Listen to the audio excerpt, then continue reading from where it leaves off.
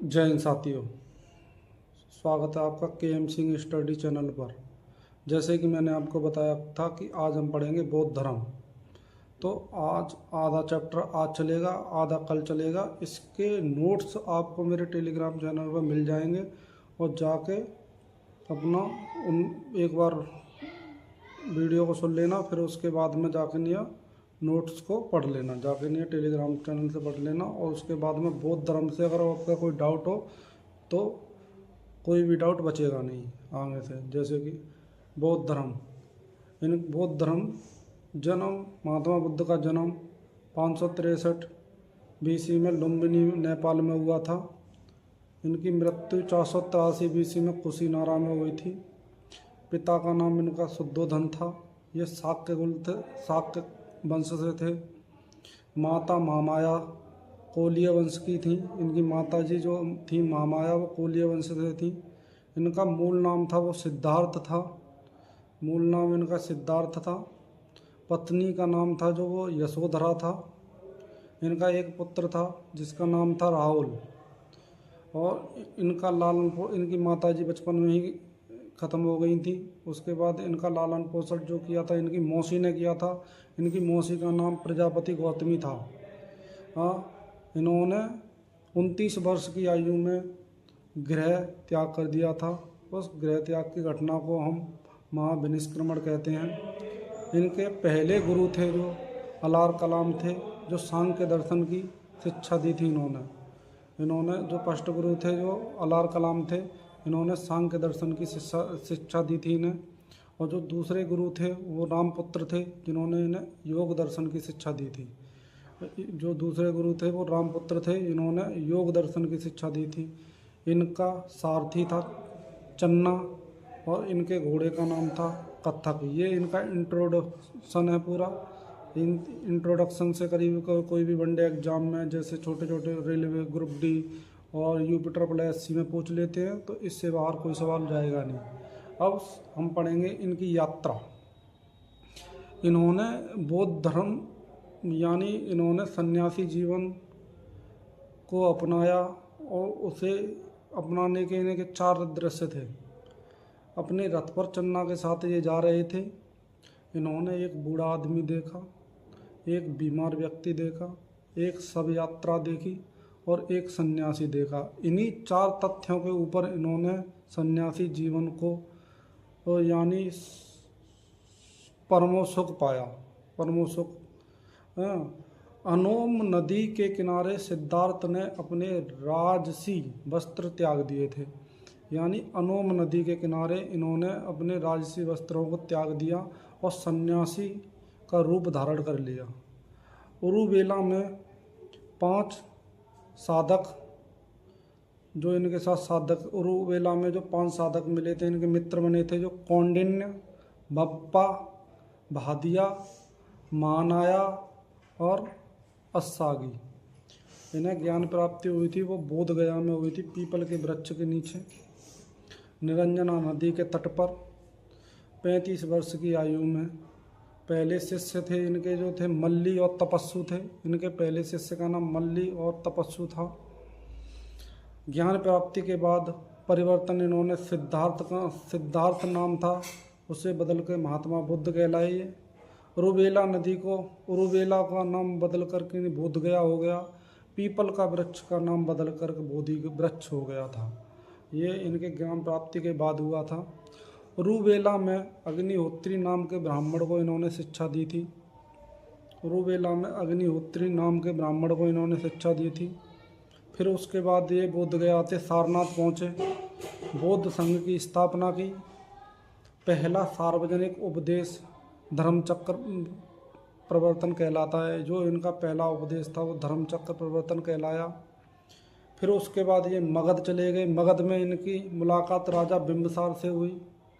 उन्होंने इन्हें रहने के लिए बेलूवन दिया था, बिंबिसार ने हजारों लोगों के साथ बौद्ध धर्म की दीक्षा ग्रहण की थी। यानी बेलूवन में ही बिंबिसार ने बौद्ध धर्म की दीक्षा ग्रहण करी थी हजारों लोगों के साथ।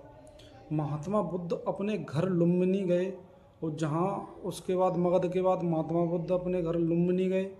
वहाँ पर आनंद, उपाली, देवदत्त इत्यादि ने बौद्ध धर्म ग्रहण किया था।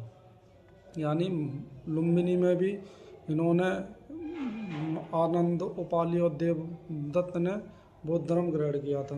फिर उसके बाद लुम्बिनी के बाद ये बज्जी महाजनपद गए। बज्जी जनपद जिसकी राजधानी वैशाली थी। यहाँ 8 कुलों का संघ था। 8 कुलों का संघ था। पहली बार बौद्ध धर्म में महिला शामिल हुई थी। पहली बार अगर कोई महिला शामिल हुई थी तो वो बज्जी महाजनपद में वैशाली में हुई थी। सबसे पहले प्रजापति गौतमी को इन्होंने दीक्षा दी थी। महिला में सबसे पहले प्रजापति गौतमी इनकी शिष्या बनी थी और उसे पहली शिक्षा दी थी बौद्ध धर्म की। आम्रपाली ने आम्रपाली बंदान में दिया था। आम्रपाली ने आम्रपाली बंदान में दिया था। महात्मा बुद्ध को रहने हेतु कुटाग्रशाला बन दिया गया था। बज्जी महाजनपद में कुटाग्रशाला बन दान में दिया गया था। महिलाओं का प्रवेश बौद्ध धर्म में आनंद के कहने पर महात्मा बुद्ध ने किया था। इनका एक शिष्य थे जो आनंद थे, उनके कहने पर महात्मा बुद्ध ने महिलाओं का प्रवेश बौद्ध धर्म में किया था। फिर बज्जी महाजनपद के बाद ये कौशाम्बी चले गए।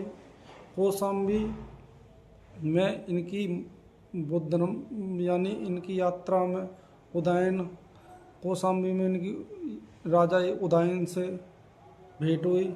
उन्होंने बौद्ध धर्म ग्रहण किया और बुद्ध जी को रहने हेतु घोषिता राम विहार दान में दिया। घोषिता राम विहार उदयन ने दिया था महात्मा बुद्ध को। फिर उसके बाद ये श्रावस्ती चले गए। श्रावस्ती जो कि कौशल की राजधानी थी, यहाँ महात्मा बुद्ध ने सर्वाधिक समय बिताया। लगभग 25 वर्ष महात्मा बुद्ध ने कौशाम्बी श्रावस्ती में बिताए थे। 25 वर्ष महात्मा बुद्ध ने सर्वाधिक वर्षा ऋतु श्रावस्ती में बिताई थी। ये क्वेश्चन बहुत बार वनडे एग्जामों में पूछा जाता है कि महात्मा बुद्ध ने सबसे ज़्यादा समय कहाँ बिताया, तो श्रावस्ती में महात्मा बुद्ध ने सबसे ज़्यादा समय बिताया था और सबसे ज़्यादा वर्षा काल भी महात्मा बुद्ध ने श्रावस्ती में ही बिताया था। फिर उसके बताया था सर्वाधिक उपदेश भी इन्होंने श्रावस्ती में दिए। सर्वाधिक अनुयायी भी इनके श्रावस्ती में ही बने थे। सर्वाधिक उपदेश भी श्रावस्ती में दिए। सर्वाधिक अनुयायी भी इनके श्रावस्ती में बने। महात्मा बुद्ध को चेतराम, सुब्बाराम और मल्लिकाराम विहार दान में दिया गया था। यानी श्रावस्ती में इन्हें चेतराम, सुब्बाराम, मल्लिकाराम विहार दान में दिए गया था। महात्मा गांधी ने अपना अंतिम वर्षाकाल श्रावस्ती में ही बिताया था। इसके बाद वह मल्ल महाजनपद में चले गए थे। वहाँ पर जिनकी मृत्यु हो गई थी, सभी को पता है, कुशीनारा में इनकी मृत्यु हो गई थी, जो मैंने पहले ही बता दिया है। मल्ल महाजनपद में महात्मा बुद्ध मल्लों की पहली राजधानी पावापुरी पहुँचे। मल्लों की जो पहली राजधानी थी वो पावापुरी थी। वहाँ पर सबसे पहले महात्मा बुद्ध जी गए। वहाँ पर चुंद नाम के सुनार, एक कहीं कहीं किताबों में सुनार दिया होता है, कहीं कहीं लोहार दिया होता है, तो अपना देख लेना। अगर सुनार आए तो सुनार लगा देना और लोहार आए तो लोहार लगा देना। सुकर द्रव यानी सुअर का मांस भी कहा जाता है और कुछ और भी कहा जाता है, यानी किसी को अपवाद होते हैं, तो अपना देख लेना। सुकर द्रव खाया, जिसके पश्चात अतिरक्त नामक बीमारी से ग्रसित हो गए। यानी जिसके पश्चात अतिरक्त नामक बीमारी से ग्रसित हो गए। इसी अवस्था में मल्लों की दूसरी राजधानी कुशीनारा पहुँचे। यानी जब इन्हें ये बीमारी लग गई थी तो इसी अवस्था में ये इनकी दूसरी राजधानी कुशीनारा पहुँचे। यहाँ पर मल्लों ने इन्हें सालवन उपहार में दिया था, दान में दिया था, यानी सालवन दिया था। यहीं पे इन्होंने अपना अंतिम उपदेश दिया था। फिर 483 ईस्वी में इनकी मृत्यु हो गई। आपको पता है, जो मैंने पहले बता दिया था इंट्रोडक्शन में, 483 में इनकी मृत्यु हो गई थी, जिसे बौद्ध धर्म में महापरिनिर्वाण कहा जाता है। महापरिनिर्वाण के नाम से जाना जाता है। ये क्वेश्चन कई बार पूछा जाता है, यानी मृत्यु को क्या कहते हैं, महापरिनिर्वाण, और पहला उपदेश को क्या कहते हैं। उपदेश यानी जैसे भगवान बुद्ध ने जैसे पहला उपदेश ज्ञान प्राप्ति की घटना, ज्ञान प्राप्ति की घटना को क्या कहते हैं? धर्म परम चक्र परिवर्तन। ऐसे ही ग्रह त्याग की घटना को क्या कहते हैं? महाविनिष्क्रमण। और मृत्यु को महापरिनिर्वाण कहते हैं। फिर उसके बाद में जैसे कि इसमें बौद्ध संघ, जैसे महात्मा बुद्ध द्वारा सारनाथ में 60 अनुयायियों के साथ एक बौद्ध संघ की स्थापना की गई थी। इसमें शामिल होने वाले की जो योग्यता रखी गई थी, अपराधी ना हो।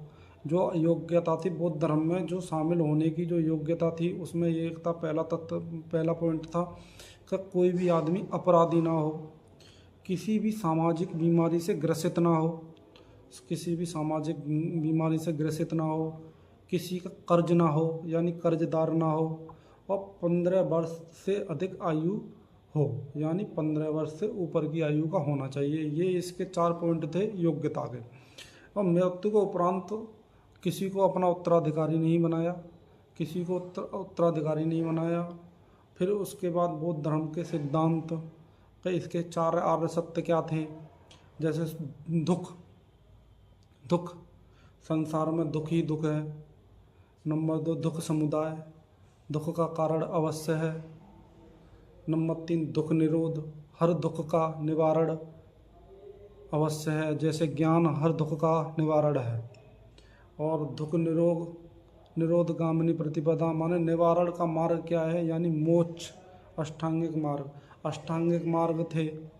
8 इनके अष्टांगिक मार्ग थे। सम्यक दृष्टि, अच्छी दृष्टि रखो। सम्यक स्मृति, अच्छी याददाश्त। सम्यक आजीव, सम्यक कर्मांत, यानी अच्छे कर्म। सम्यक व्यायाम, अच्छे व्यायाम करो। सम्यक संकल्प, अच्छे संकल्प लो।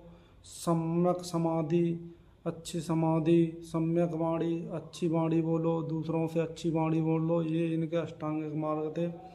अन्य सिद्धांत भी, जैसे कि अनिश्वरवाद माने बौद्ध धर्म ईश्वर पर विश्वास नहीं करते थे। ये अनिश्वरवाद थे, यानी बौद्ध धर्म ईश्वर पर बिल्कुल विश्वास नहीं करते थे। जैसे कि इसके बाद में अभी बौद्ध संगति बची हैं। कितनी बौद्ध संगति हुई थी, कितने मंदिर हैं, क्या है बौद्ध धर्म से संबंधित, अभी बहुत सारे पॉइंट अभी बाकी हैं, जो कि हम कल की क्लास में आपको बताएंगे।